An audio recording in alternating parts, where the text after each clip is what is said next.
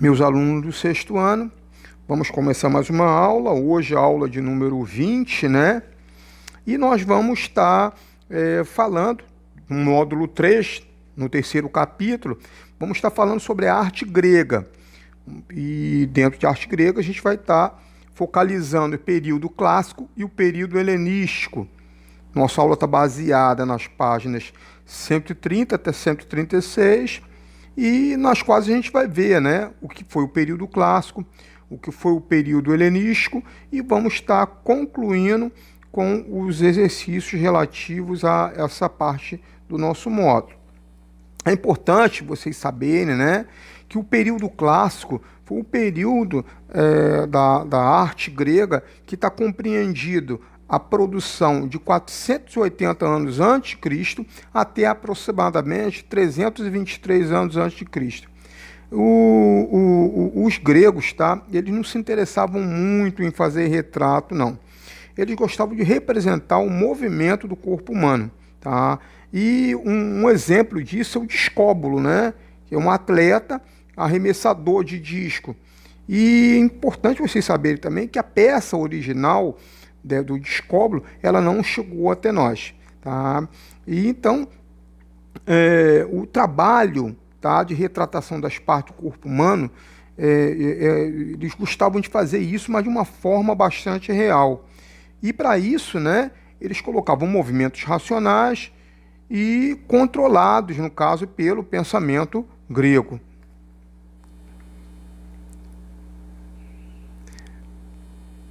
Bem, eu coloquei para vocês verem a figura do Discóbulo, né?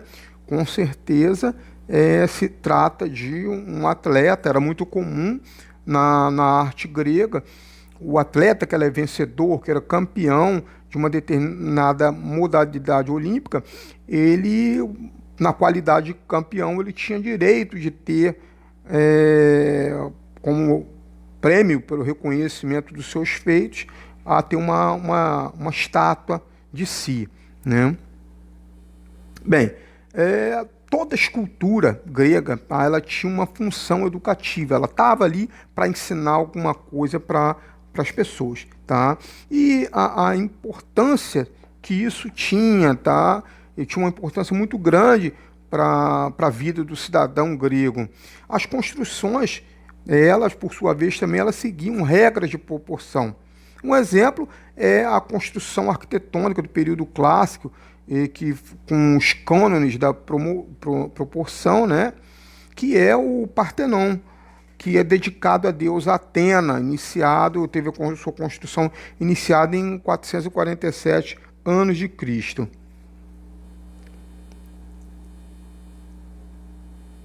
Bem, eu coloquei para vocês verem, né, a figura do Partenon, né, já bem avariada pelo tempo, né? Bem, o Partenon, o que ele era? Ele era um espaço sagrado, tá? Ele era um templo dedicado à deusa Atena, tá? Era a morada da Atena. E por causa disso, por ser um espaço de um deus, ele não era aberto aos fiéis. Ele era construído com uma série de colunas cilíndricas, né, observado e poderia ser observado apenas pelo lado de fora. E falando em coluna, vocês têm que saber que as colunas elas têm um estilo também, de acordo com o período. E nós temos três tipos, tá? Nós temos a coluna dórica, a coluna jônica e a coluna coríntia. E cada estilo tem as suas peculiaridades, o seu desenho, a sua forma de ser, que a gente vai ver a partir de agora. Bem, eu falei para vocês, tá? Então nós temos ali a primeira, né, no sentido da leitura, da esquerda para a direita, nós temos a coluna dórica, a coluna jônica e a coluna coríntia. A coluna dórica, tá, é a primeira, a jônica é a do meio e a coríntia é a que está mais à esquerda. Como que elas são? Vamos descrever, né? A coluna dórica, ela é canelada, ou seja, ela tem, tá, uns frisozinhos, né, no sentido vertical, tá, em toda a sua extensão. Ela ela é iniciada diretamente após o degrau, tá? Ela não tem base e seu capitel não contém ornamento. O capitel é a parte de cima da coluna. Note que ela é lisa, ela não tem ornamentos, né? Já a coluna jônica, ela é mais fina e entre ela e o degrau há uma base, tá? Vamos voltar aqui para vocês verem que tem uma basezinha entre o degrau e a coluna, tá? E outra peculiaridade também é o capitel. O capitel, ele apresenta duas volutas. O que são volutas? São, na parte de cima, são esse ornamento que tem um formato de uma espiral, tá? Se chama voluta. Já a coluna coríntia, tá? Ela há uma base entre a coluna e o degrau e o capitel, ele é decorado com folhas de uma planta chamada acanto. Tá? Olhe na parte de cima, a terceira coluna, na parte de cima, ela tem umas folhas de acanto projetando no sentido de fora da coluna. Bem, a construção, tá, no período clássico, ela poderia ter, as colunas, né, poderiam ter formato de cariátides. O que é cariátides?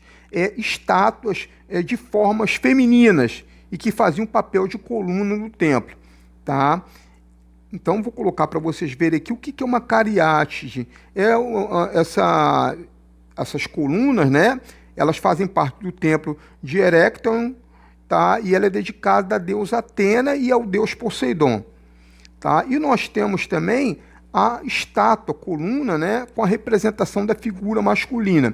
Aí já não a gente não chama de cariátides, a gente chama de atlantes. Tá? Então, vou mostrar para vocês, tá, o que é uma coluna no formato de Atlantes. É quando a coluna ela não tem um formato feminino, tem um formato masculino, e coloquei para vocês verem aí como que se procede esse tipo de coluna. Bem, ainda no período clássico, né, o grego fazia muito uso da cerâmica. Geralmente era a técnica de fundo branco, e a técnica de fundo, a técnica de fundo branco, a sua cerâmica era muito aplicada, né, para uso de guardar azeite, de guardar vinho, tá? E eu coloquei para vocês verem aí o fundo branco, e em cima desse fundo você faz o desenho que você quer. É um exemplo de ainoshoi, tá? É um recipiente próprio para se guardar vinho. Uma outra escultura própria desse período é o Apolo de Belvedere. Tá? Na verdade, é um conjunto de esculturas do século IV a.C., e com formas mais elegantes, de nova postura escultórica, e um movimento tem menos carga de energia do que um discóbolo. Tá? Ele tem um posicionamento mais elegante. E o Apolo de Belvedere é o considerado modelo grego de beleza e perfeição, porque ele traduz o modelo do corpo masculino considerado perfeito.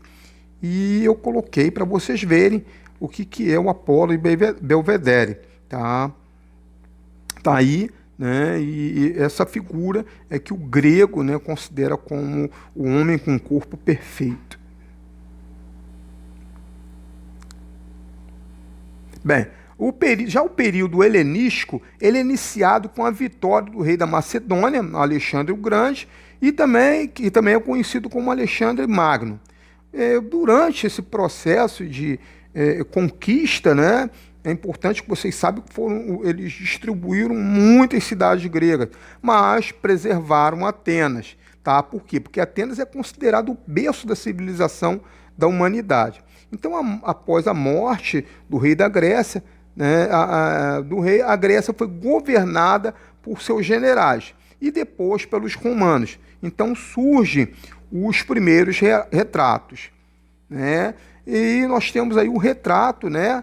Retrato de cabeça representando Alexandre o Grande. Essa peça está no Museu Britânico, em Londres, na Inglaterra. A maioria das esculturas gregas, tá? Elas eram feitas em bronze, pedra, madeira e terracota ou mármore, tá? Mas por que essa maioria das esculturas gregas que vemos hoje é feita de mármore? Porque elas são, na sua maioria, elas são cópias romanas, tá? Acho que feitas no período helenístico, quando os gregos estavam sob domínio de outros povos, tá? Bem, eu coloquei para vocês verem também uma outra figura, uma outra escultura do período helenístico, que é a Vitória de Samotrácia, de 190 anos antes de Cristo, está no Museu do Louvre, em Paris, tá? E ele mede 2,45 centímetros e representa a deusa Niké, que é a mensageira da vitória. Bem, então vou pedir a vocês para, com base nessas nossas aulas, né, na aula passada e na aula de hoje, vocês fazerem a atividade da página 132 e de 134 até a 136. Então, eu vou ficando por aqui, por hoje é só, e um abraço para vocês.